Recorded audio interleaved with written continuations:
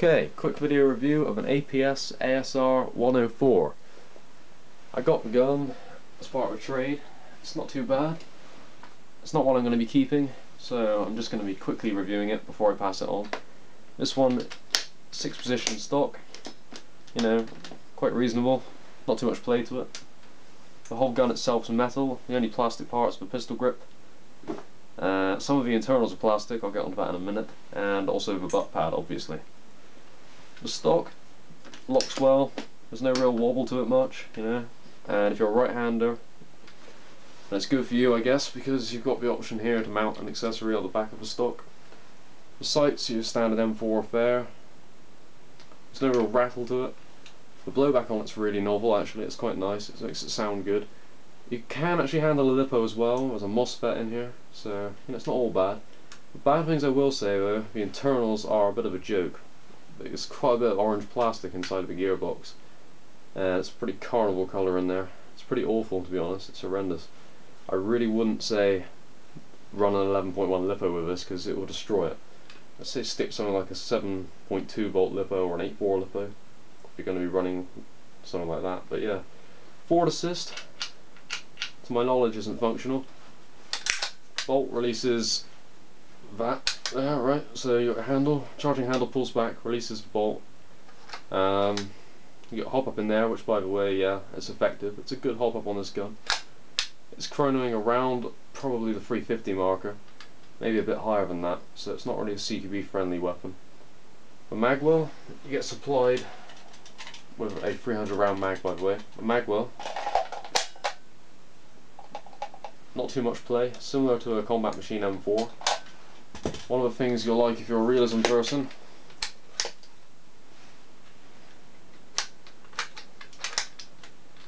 there it goes, you can lock the bolt back and then you can release it just like the real steel. Give it a tap.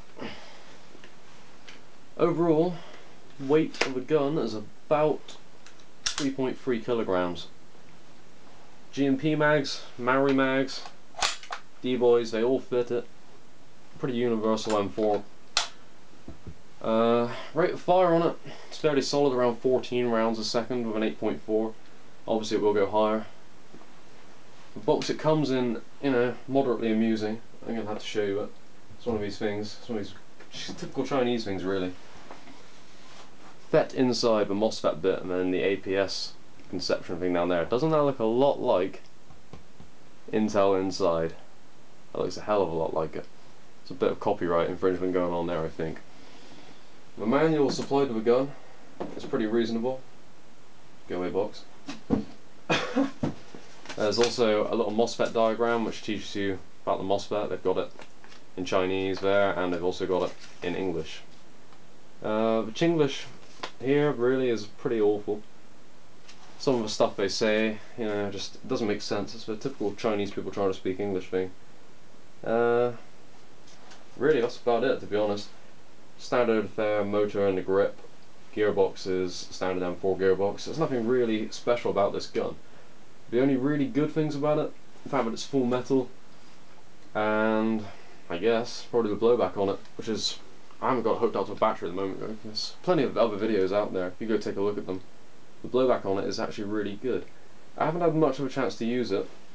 I probably only put about 2 clips through this in the time I've had it, and I just haven't really gotten around to using it. I never intended to keep it anyway, so it doesn't really bother me. It's not my sort of thing, I've already got a couple of M4s as it is. The pistol grip, I will say, is nice. The gun is solid, there's no real wobble. They do provide you with a front sling point and a rear sling point, so you're absolutely set off if you want to use a sling. The only other thing which I can think of which would be a really bad point are potentially, you know, the internals, the gearboxes now. And I would say one of the other things, this whole front assembly here, I'm not really sure if the barrel can be detached from the A-frame sight. So, but by the looks of things it could be. You know, it's just something to think about. If you're going to change your barrel, you may have to change your sight. And also, flash hider, there's no way of removing it. It's not actually detachable by a grub or a thread or anything like that, to my knowledge. As far as I'm aware, everything is actually moulded on one piece. My pot metal parts are kept down to a minimum, which is nice. I say the metalwork here is on a par with Cyma, and overall it's a really acceptable gun for the price. If you're willing to pay about 150 quid for it, then it's not too bad. You know, it's a pretty reasonable bargain. The only maker's marks on the gun are there. You've got the APS symbol, and you've got a little tiny set of trades down there. The MOSFET though, it makes it a good option. MOSFET, heavy, solid gun, decent metal parts on it, and the blowback sounds really good. Range on it, with the hop-up, I'd say probably about, looking at 50 meters effective. It's running about 350 odd FPS, so it's able to keep up with the opposition. It's not a bad gun, but I will say the internals let it down a lot. So you know, if you're into technical stuff, or you've got a bunch of M4s lying around already, I'd say give it a miss. If you're after a full metal M4 and you want something cheap, you know, this is a good option. It's not bad at all. For the money, for what you're getting, it's actually reasonable. Also, I like the locking bolt feature. There's nothing wrong with that. Overall, I can't say the lifespan on the gun will be as long as a Maori gun or a G&G, but I could say it probably outlived some Cymas. Not probably all of the Cymas. There have been a few Cymas which have just lived and lived and lived, and I've got a Thompson myself, which is, you know, never broken down, and I put several thousand rounds through that. I put a couple of bottles of ammo for it. This thing, depends. It's going to a new owner anyway, so I'm not too worried. But so far it hasn't skipped a beat. There's not been any jamming, even from the mag supplied, and there's been quite a lot of talk really about misfeeds, jams, it just not feeding properly from the stock mag supplied to the gun. You know, it feeds perfectly off my other M4 mags. Anything GMP or Maori or D-Boys, it'll feed fine. So all in all, it's more of a sort of 7 out of 10 gun. It's not great, and if you wanted a full metal gun that was cheap and had a MOSFET already installed, then it's a bargain. Prices in England are about 170, or they range really from about 140 up to 170. In some places I've seen them for about 130, but it just depends where you go. The selector switch on it as well, it's pretty reasonable. That's the other thing I haven't covered. It locks, and it does actually have a good, you know, decent click, rather than a KWA one where it just doesn't have that. This thing is actually, you know, it's not bad. You will notice there are different colour parts. The solid part of the main receiver, black finish more, whereas these finishes here are a dull grey colour. That's the only real difference between the entire finish of the weapon. Apart from that, it's universally matte black really. It's not bad at all. For Riz as well, that's high quality, so you don't have to worry about putting things on there. So yeah, overall, it's more like a 7 out of 10 gun, whereas a G&G combat machine is about an 8 out of 10 gun.